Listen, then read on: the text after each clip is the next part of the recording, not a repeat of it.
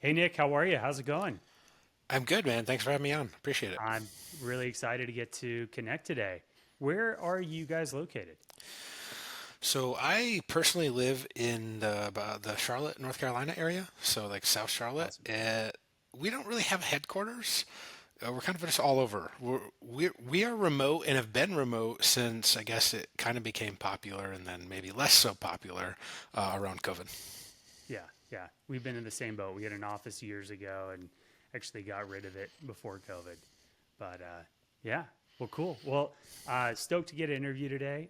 What I wanted to start off with, and what I always ask anyone when we get these interviews going, is give me a little background on you. Like, how did you get started in the fitness space and kind of in entrepreneurship? Like, what's your origin story?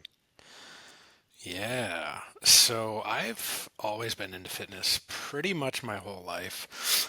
I probably started lifting weights when I was about 13 years old. I'm now 37, so been doing that for about two-thirds of my life. And I've just always been really drawn to fitness for whatever reason. And I think it's because I wasn't a very gifted athlete myself growing up, so I really had to work really hard and was sort of a gym rat. So I always just loved it and grew up in Michigan and went to school at University of Michigan. It's actually where I met co-founder of RP, Dr. Mike, who's sort of the face of our YouTube channel. And we met in the gym, of course, because, well, where else are two meatheads going to meet in Yeah. the gym? And that really, I guess, people want to ask, like, that was probably the true origin story. We didn't know we were going to start a business together, but we really just liked lifting and getting results. And so I graduated from college in 2009, went to work as a personal trainer in New York City. Mike was 2 years ahead of me in school. He was actually finishing his master's degree from Appalachian State. We both went to New York City, lived there for a while, were training people, and that's kind of when we started to notice people were doing lots of really what we thought was pretty strange things when it came to training people. Thought that maybe we knew some different stuff, maybe better stuff. We weren't really sure at the time, and started training people online 2010, 2011, something like that. And that was, I guess, really how the actual LLC was formed, of creating this really funny company name, Renaissance Periodization. Now we go by RP Strength because it's a lot easier to say and pronounce. But we just wanted to provide what we thought was evidence-based practices into getting people really good results. That was the true reason, the true origin of why RP exists in the first place. That's awesome. So 2010, you guys started the official business around Something like there, that, yeah. roughly. Cool. Well, what was the evolution like over those last few, those first few years to obviously where we're at now? Because I can Yeah. imagine you guys have gone through quite an evolution over the years, being in business for over 15 years. Yeah, funny. Yeah, I was actually just talking to someone. I had lunch today, and he was kind of asking me some similar stuff. So when we started, online coaching wasn't really a big thing back then. I mean, nowadays it's sort of like everyone's a coach, and I think there's a lot of good, maybe some bad, but it's really cool. A little bit different landscape now. And we just thought we were going to help coach people, people that were more serious into fitness, thinking of bodybuilders and stuff like that. And if that's all we would have ever done, we would have thought that's pretty cool. But we ended up getting some really good results and rode kind of the original Facebook, I guess, wave, and where you could just post something and it would get tons of traction. And so we attracted in a bunch of people. They'd see these results, start asking us questions. Awesome. So we had to hire some new coaches, and then eventually we're like, you know what? Like, we kind of think we have this model built out as to how we do this. And so we got into the digital product scene in, call it, late 2014, early 2015, and that kind of really set the trajectory for the company, because that was the first time we really saw like a hockey stick take off. Because what we were doing was, like, we knew everyone couldn't afford one-on-one coaching. It was a couple $100s a month. It's just not in the cards for everyone. So we said, well, we think we know some stuff. We can get people in really good results. Is there a way to digitize this more or less? Like, how can we create this into algorithms, into just basic steps? It's like, hey, here's what you do if you want to get in really good shape. And so we started selling diet templates, and those really took off because they were only $100. It was just a one-time thing. You could use them for 6 months, even longer, right? Actually, the guy that I was just mentioned I had lunch with, he pulled up a version. He's like, oh, I had some of the original ones from like 2015, 2016. That's cool. So, people can still use them, a full decade later, which is pretty Yeah. cool. And so it just allowed more people to get into the space because now, I think back when I was in college, like, I didn't have any money to spend, but I might have been able to afford something like this digital product. So I think it really just opened the doors to lots of people coming in and learning about the company. And we sort of always knew we wanted to do apps, but, you know, tech is quite expensive, takes a really long time. So in the meanwhile, we're selling these digital products, which are obviously really high margin, and we were using that to fund the app building process on the back end. And it wasn't until about really late 2018, I'll say more formally spring of 2019 is when we launched our first app, and it's a diet app. And that was our first app, more of like a subscription model. And so that's sort of been our main thing since then. That's awesome. And so it's obviously you guys have several different areas of the business, right? Digital products, apps, and obviously I'm assuming, the coaching aspect too, still, right? Awesome. Yeah, I would say most revenue comes from apps. Probably the second place is actually YouTube revenue, which is, really interesting there. And then we sell much fewer digital products now. The idea is basically let's take all the digital products that we used to sell and let's kind of put it as just more value if you buy the app subscription. And so that's really where the most of the focus comes in. And then we also do some one-on-one coaching. We've got really, really high level, highly qualified, some of the best coaches in the entire industry. But most people use our apps, and then coaching is sort of a small percentage of our overall revenue. It's like a higher ascension ladder from there if people want more one-on-one. Yep, that's a great way to describe it. Yeah, that's awesome. Very cool. So, like with the shift in the app side of things, like how did your business evolve over the years when it comes to like focusing on customer acquisition? Were you guys, still maybe running top of funnel to digital products to get people in the door and then getting them into their app, or how does that work? I will describe our customer acquisition in the early days when we were selling digital products as very heavily Instagram focused, because you could post a before and after of someone getting like these crazy results over 3-4 months, something like that, and they would blow up and they would be like our most popular content. And to go purchase, people would see that, get really inspired and be like, I want that. They would go to the website and they would buy these digital products, and you have to pay for them up front, whether or not you use them, sort of on the end user. Obviously we do as much as we can to make sure people have the support and resources to get results, because that's what our business is built on. If we don't get people results, and no one else is coming into the door. So that was really big early on in the Instagram days. And then, I don't know, maybe like right after COVID or so, there's a lot of algorithm changes on Instagram side, sort of made us shift a lot. And I will say that probably the biggest lesson we've learned there was we used to have free trials on our apps. And I think that was good for getting more people in the door, but probably the quality of the leads coming in were not as high.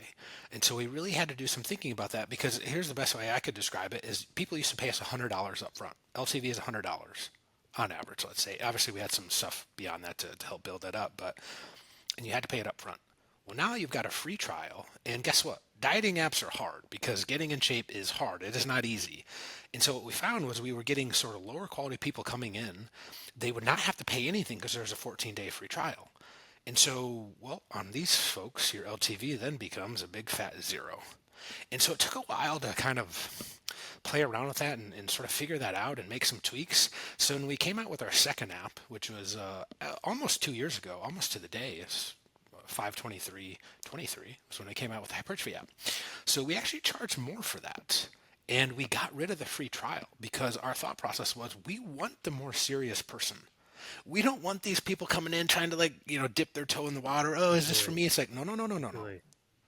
That's not what we want. We kind of want to pre-qualify people as like, if you're serious about training, you're willing to pay a little bit more per month, and because it's a huge part of your life. It's like kind of what you do, right? Like, I'm a meathead at heart, so it speaks to me, of course, but kind of really going back to that true sort of core demographic. And we suspected that people that care that much about training are going to be stickier. They're going to stick around longer, because diet's a lot more cyclical. Like, you might diet for a few months and then kind of fall off, but with training, it's just part of your lifestyle. It's really who you are. you might stop dieting, but you never really stop training if you're serious about it. And so that's kind of a little bit of a shift. I don't know. Does that kind of answer the question about No, no, customer acquisition? absolutely. I think Okay. you made an interesting made an interesting point about your market in general. Like Yep. no one can just diet continuously forever. You know, Yeah. it's like, but you can, you can consistently train, Yeah. and those obviously both go through their own cycles. But next point I was actually going to bring up is like, looking through and doing some research on your brand, I see like obviously a lot of what you guys, train around is specifically your coaching and training philosophy around like evidence-based coaching. Like how is that different from what all these other coaches are doing in the market? And I think you made another point too. It's like there's been this renaissance you know, of people getting into the coaching space, which I'm sure is really interesting for you to just be like every day you've got someone else, becoming an online fitness coach, and they're able to build a seven-figure business Yeah. with a few resources quite Yeah. easily, which is surprising. But I'm just curious, what's your methodology in coaching philosophy look like? Yeah. This term evidence based is a good way to describe it, but a lot of people nowadays say they're evidence based. And I think so. If we go back in time to when RP first started, the idea of being evidence based was not really much of a thing. Like it wasn't. No one really ever talked about it. So I think like we were one of the first people to help popularize that, which I think is cool because now if you go forward a decade, it's become much more common. It's still not as like mainstream as just people spouting off like random stuff, and I don't think you're ever going to get away from that because it's just sort of the way the world works. But it's not like we have a set philosophy per se, because if you're really evidence based, sort of as things change, you have to be willing to change as well. And so that means, well, hey, sometimes we were not so right before. Like one example was we used to recommend a lot of intra workout carbohydrates when people were training because we thought it was just really important. Turns out it's not that important. I mean, I still use it myself, but like the amounts are all scaled down. And so you just have to be a little bit adaptable with that approach. But like probably the best way to describe it is we were fairly early, let's say pioneer, I'll use that term, although there's a handful of other people that we can name that were also led to this more people being evidence based. But I think that helps. And then when it came to our coaching, we wanted essentially two things. We wanted people that walk the walk, but also talk the talk. So these are people that have like PhD level qualifications or registered dietitians, but also are competitive athletes. And so if you only have one or the others, you can kind of poke holes in their arguments or what they're saying a little bit easier. But when you have both, you really stand out. And like that was essentially the core reason why we created RP in the first place. Because we're like, well, we're hardcore athletes ourselves, but we want to do things the right way. And if you combine those two things, usually you get better results. And so I would say that's just something that really makes us stand out, is just that focus on results and being evidence-based together. That being said, with being a pioneer in this space, I think it helped people look to us as sort of a leader. It's like, hey, I want to go to these people to get information because they are qualified. And then another big sort of tenet, I guess core value, if you want to call it that, is just like the abundance mindset. Like we're all about just giving people tons of free information. So our YouTube channel, like you can go and learn anything you want from RP. Not that we have quote unquote trade secrets, of course, but you obviously use our apps just to make it easier to get results. But we're not setting on these secrets. Like we're giving out all this information. You can go learn as much as you want. So I think it's kind of the combination of all that. Again, maybe that's a long-winded way of answering your question again. No, for sure. I'm curious. When most of your new customers that are coming in the door, what are they most interested in? Are they looking to get a fast 3 to 6 month transformation, or are they more of a hardcore bodybuilder or someone who's an ex-athlete like myself and is looking to maybe add on some more weight to their compound lift movements? Right now, I would say the best description would be a little bit more male focused for guys that want to get more jacked. And that's probably the best way to describe it. That's my elevator pitch. If you want to come to us, like you're looking to get jacked, you come to RP. We're going to help get you there. It used to be, especially when we were a bit more diet app focused, more on that transformational piece and that 3 to 4 month time frame. Now, again, it's just, I don't want to say hardcore bodybuilding because that sort of paints this really small demographic. It's sort of think that anyone that wants to get jacked, more jacked. Well, that's much more broad, but yeah, at the real heart, the real core of it, myself, Dr. Mike, and even one of our other coaches, Jared Feather, like we're also hardcore competitive athletes ourselves. That's cool. What do you guys compete in? Bodybuilding, physique sports. Body. Very Yeah, cool. yeah, That's awesome. yeah. Nice. Much less awesome than you'd think. It kind of Yeah, yeah, sucks, but yeah. Did you play any sports growing up? I did. I actually was a runner, believe it or not. When I Oh, tell people that, nice. they're always like, "What do you mean?" Because they look at me now and they can't picture Yeah, me being a skinny runner. But even when I was a runner, I was always usually like the biggest runner because most people are really really skinny runners. Because I ran cross country and track, but that just it sort of just led to me being a gym rat because like I just love being in the weight room, getting stronger. You know, back then, you just do curls and bench press more or less because that's what you do when you're a teenager, and just try to look good. And usually, if you look good, you perform better at sports. that's awesome. What do you think about this whole hybrid, like athlete movement and running and lifting combined that's going on right now? It's amazing. It's Yeah, amazing. So you talk about what's best for health. So obviously, I'm biased towards lifting weights, but if you're only a runner, you get tons of great benefits. Like again, I was a runner, so like obviously you can get in very good cardiovascular shape. It's great for heart health, all that stuff. Generally speaking, if you're a runner, you're probably just going to be healthier overall.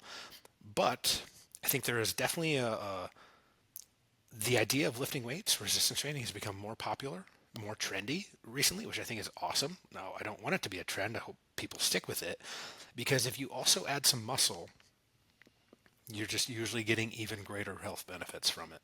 So if you can combine the two and you can do some cardio and some lifting, I mean, listen, I don't have any problem with that whatsoever. I think it's a great way to be in overall good health. that's awesome. What do you think is the most important thing that someone should do if they're interested in starting their health journey, right? Or getting involved with RP strength in the first place? I would say lift weights at least 2 times a week would be a really good starting spot. If you can afford it, hire a personal trainer to show you the ropes for a handful of sessions. So, because I like to think as like the foundation of everything is building your form and technique when it comes to resistance training. So you just don't go in there doing a bunch of crazy stuff. Like in our app, we have videos. So if you're like, I need to know how to do this, well, great. There's a little video tutorial. It's like exactly how to do it. So lift weights at least 2 times a week is a great foundational spot to start. If you can do more than that, awesome. But a lot of times it does not take nearly as much time and effort to get really good results from resistance training as people think. So you can do a couple workouts a week for, 30 to 60 minutes a time. You do that, like you're setting yourself up for lots of good things. Very cool. Let's go back to the business overall. Like what does your organization look like? Team size and structure. So we've got about 15 coaches. If you include those, we're probably at around like 40 or so people, something like that. So we've got, an internal software engineering team. We've got basically an internal marketing team. It's probably close to 10 people. Engineering side is probably something like 6 or 7. Some more I guess support staff type folks. Even like our YouTube team has grown to a very sort of professional part of RP, where we've got probably 5 or 6 people just working on the YouTube side, Wow. a couple people in customer service, and then the 15 or so coaches. It's probably a pretty accurate view of it. That's cool. And is it just you and your partner that are owners? Not anymore. We have a handful of folks on the cap table, including a Awesome. good number of our senior engineers, and we kind of have like a third partner, which would be our technical founder. And so he came in and helped build the apps from day one. Yeah, So yeah, that's our technical founder. So if you want, you know, sort of the core three, it would be Mike, myself, and then his name's that's Andrew. awesome. What do you guys think your plan is for the future? Been in this for 15 years. You think you're going to do it for another 10, 20? Yeah, I mean, well, that's a really good question. 'Cause people sometimes ask me, and I'm like, well, I just really love fitness and I really love RP, so it's kind of hard to think about something else. All that being said, so we started as purely a fitness company. We've sort of morphed and transitioned into to a tech company nowadays, which it's interesting because it's almost three things: fitness company, tech company, media company. Yeah, Because you really need all three to be what we absolutely. are. So where does that lead? I'm not 100% sure, but I will say this. We will continue to aim to make our apps better.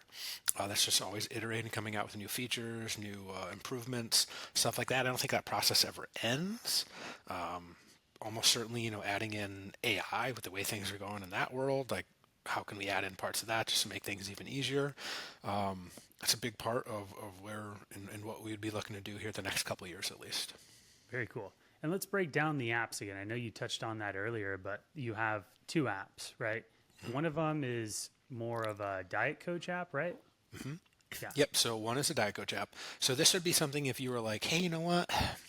Yeah, I really want to lose 10 or 15 pounds. I'm just not sure like what to eat or when to eat it or even how much to eat. So you download our app. It is $19.99 a month, no free trial. You come in, you tell it a bunch of information about yourself, your schedule, when you work out, all that stuff, when you wake up, when you go to sleep. And what it does is it tells you, okay, here's exactly how many macros you need to eat per meal, your protein, carbs, and fats. And then you follow that. You chart your weight a couple times a week. It asks for some feedback along the way.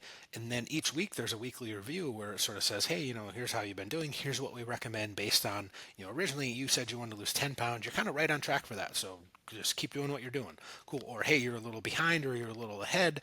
Now we can shift some stuff. So the idea is to mimic what an actual coach would do, but to give you a couple options. So then you have, sort of the freedom to make sure you stay on track, or you can kind of pull back or go, push the throttle a little bit if you want to.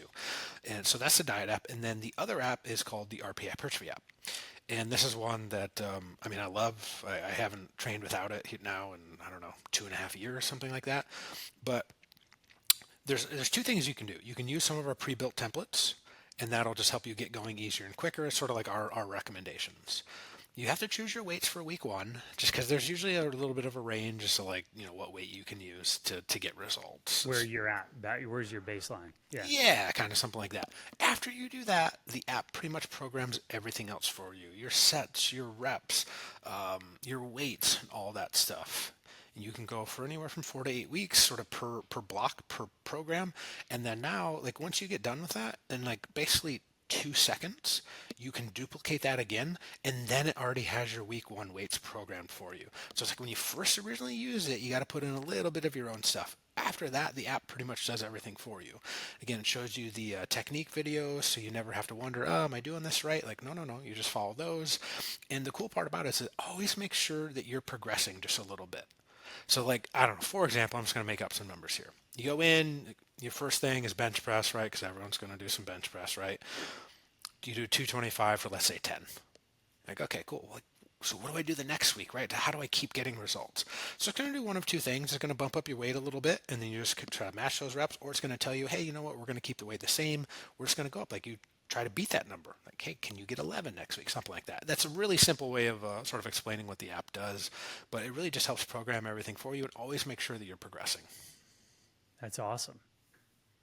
You sold me on it. I'm going to download it and get it right now. I'm happy to answer any questions that you have after the after the podcast is over. But Very cool. yeah, it's really, I guess, a lot of people want to get results, but there's a lot of information out there. There's a lot of stuff to look through.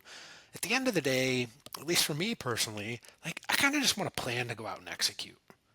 And if you're at all like that, great. Because if you're more curious, we've got tons of information that can provide more of the background as to why we're doing it and all that on our YouTube channel. But if you're just like, you know what, that stuff's cool, but damn, I kind of want to go lift, and I don't like being unsure when I go in the gym and kind of looking around and I see other people doing stuff, and it's like, well, what they're doing is that better than They what have I'm no doing? idea what 99% of the time they have no idea what they're doing. Exactly. So it's think of it as the blueprint for success. And if you follow our apps, you're basically guaranteed to get results unless you're just doing some really wacky, crazy stuff that, Sure. yeah, That you're not following the protocol. Yeah, more or less. Yep. absolutely. Well, being someone that's into health and fitness, I'm sure that mindset and personal growth have been some pretty big things, especially being an entrepreneur. What do you do daily to help with your mindset and personal development? Yeah, well, fitness is obviously a huge part of that, because I think fitness and entrepreneurship, to me, there's a lot of parallels. There's never really an end point. you're kind of just doing it because you like to do it, and so you can always get better, whether that's in the gym, a little bit stronger, a little more muscle, a little bit less fat. I don't know, you get a little bit faster, etc. Like the same's true in business, right? You don't really, there's no stopping point. You're just like, I like doing this. The business is going to keep getting better. Obviously, there's always things you can make better in business, whether it's systems or processes or procedures or talking to customers, like whatever, right? It never ends. So that's one. I like to read. Pretty big fan of reading, whether that's audiobooks, podcasts, or just like actually, reading books.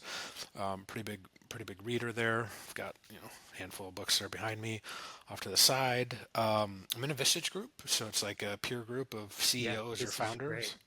This That's is awesome. awesome. Yeah, yeah, love it. I've been in that for almost 3 years now. Last month I actually had to miss one. That's like the first time I've missed in a couple years, and I was in EO before that. This is a little bit more my speed, my jam. Mhm. It's like I really love the people in it. It's been great. Go to some conferences, one or two a year, whether it's leadership development, something like that. But those are probably the main ways. That's awesome. When do you like? I always like to ask people that are into fitness and especially that are coaches, like, when do you like to work out, morning or evening? I'm a late morning person, or Yeah, I guess not early, right? So I don't get up super early. Usually I'll take my kids to school, come home, go walk the dog with my wife. Usually come home, maybe sit down, answer some emails, sort of catch up on what happened, the night before, or, anything I might have missed, and then usually I'll lift sometime in like the 9 to 11 range, usually. Because nice, what I try to do is I try to use my afternoon for like Zoom meetings, work calls, totally, podcasts, stuff like this that we're doing now. Try to leave the afternoon for all that stuff. absolutely, nice. That's awesome. I'm curious, what do you like to do for fun besides fitness and work? Uh, that's a hard, yeah, that's a hard one. So, man, I know this is gonna sound a little cheesy, but I really love everything that I do. Like, That's awesome. again, I just had this lunch, right? So it's really fresh in mind. But he's like, "Oh, you've been doing this like since you got out of college." And I'm like, "Yeah, because like this is what I wanted to do. I wanted to do something fitness related." So, what's the old cliche? Like, if you love what you do, you'll never work a day in your life. I don't agree with that. I think that takes it a bit too extreme. But I really do like the work that I do. I like interacting with people, whether that's sort of in the fitness space or within my own company. Like, I've got a really great team. I mean, I love working with all of them, and so, man, that's a big part of my life. I will say I do like to watch sports too. So there we go. I actually have an answer now that I think about it. Nice. Oh, see, I'm trying to move my chair here. I can't really see it, but I'm a huge Michigan football fan. I'm a huge fan of the Awesome. University of Michigan. It's actually where I went to school, where I grew up. So, try to support them as much as I can. Watch a lot of that and travel to some games and stuff like that. So that's probably my real outlet for fun is Yeah, sports. And that's my awesome. kids are into sports too. That's so cool. And I'm curious, I know you mentioned earlier that you compete. Do you still compete? And what does that look like? Yeah, good question. So I competed in 2022 and 2023, and I had a goal. If you compete on the national stage and if you win, there's something called a IFBB Pro card. And I was like, yeah, I would like to do that. It's probably a goal that I had since I was like 18 when I got into lifting. And actually, believe it or not, in my first ever show, I was able to do that and accomplish that goal. So I was like, well, I guess I checked that box. That's I awesome. don't have other plans to compete at the higher level, which would be like in the professional ranks. Just the trade-offs, family, business, and all that. Just it's not really worth it on my end. So it's just cool enough to get there and be able to say that I did it. That's checked it off and got it done. That's what it means. That's cool. Yeah, it's one of those things where you have this goal and then you finally reach it and you're like, a little Yeah. underwhelming, I guess. I was like, oh, it's really funny because once you do it, you're obviously excited. But I was like, might it have actually been better if I didn't get it the first time and would have had to have done it again, so I could have kept going. But that's a real weird way to look at it. Super grateful that I was able to do it on the first try because yeah, I'm quote unquote retired then. That's cool. That's cool. I always like to ask everyone too that comes on. We talk, obviously, I had some questions about business, but with everything that you guys are doing to grow the business overall, would you say the media company has had the biggest impact? with the podcast, YouTube channel, and like top of funnel new people coming in the door, especially with how competitive customer acquisition is in general, especially in the fitness space. Yeah, yeah, I do. So it was one of those things where we were kind of stuck in one spot, and then once we really leaned into focusing on the YouTube channel and especially our hypertrophy app, really cool things happened. And I think there is a huge shift and a trend in the way companies are kind of set up online now, is where if you can be more creator or influencer focused, this is a huge draw. I think people are a little less just a brand. It's like, no, you kind of want the people behind it. And so I think the more you can lean into that, there's obviously something to that. You've got the Mr. Beast, you've got the, the Prime drinks, right? You've got all this stuff. You've got The Rock in the fitness space. You've got Chris Bumstead, like definitely a thing. Definitely has had a huge, huge impact on RP. Absolutely. I think it's interesting. Like modern day branding now is content Yes. syndication, and Yep. it's like, when you look at you're just giving a bunch of value for free, and you're putting it out there, and in Yep. return you're getting views, and those views, those eyeballs are turning into traffic. Yep. So it's interesting. Modern day brand building is syndicating your own show, and it's having it on demand for anyone to consume. And it's like the most pure form of giving something away for free, It's in amazing. exchange for results. Yeah, It's amazing. I remember if we go back in time, because I think this fits in really well. We had one of our coaches when we first came out with our digital diet templates. It was in 2015, and he was like, "What are you guys doing? Like, you can't give this. Like, you can't sell these. Like, it'll kill coaching." We were like, I don't think that's the case. And all it did was had the exact opposite effect. Is even though we were charging for this, it just brought more people in. So it's like one of these things where if you look back into the lessons and what I said earlier, like one of our core values, the abundance mindset, giving away stuff for free has really never led us wrong. It has never led us astray. I think too many people, especially like more early entrepreneurs, think that giving away your secret sauce is people are going to be no. The problem most people have is execution Yeah.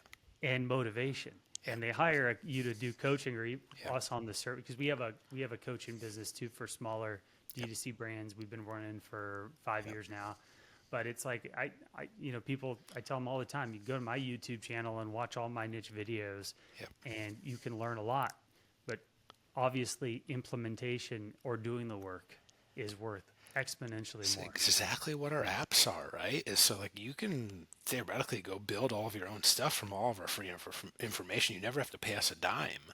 I guess technically we do make a few cents if you watch our YouTube videos, right? But like not enough to For sure.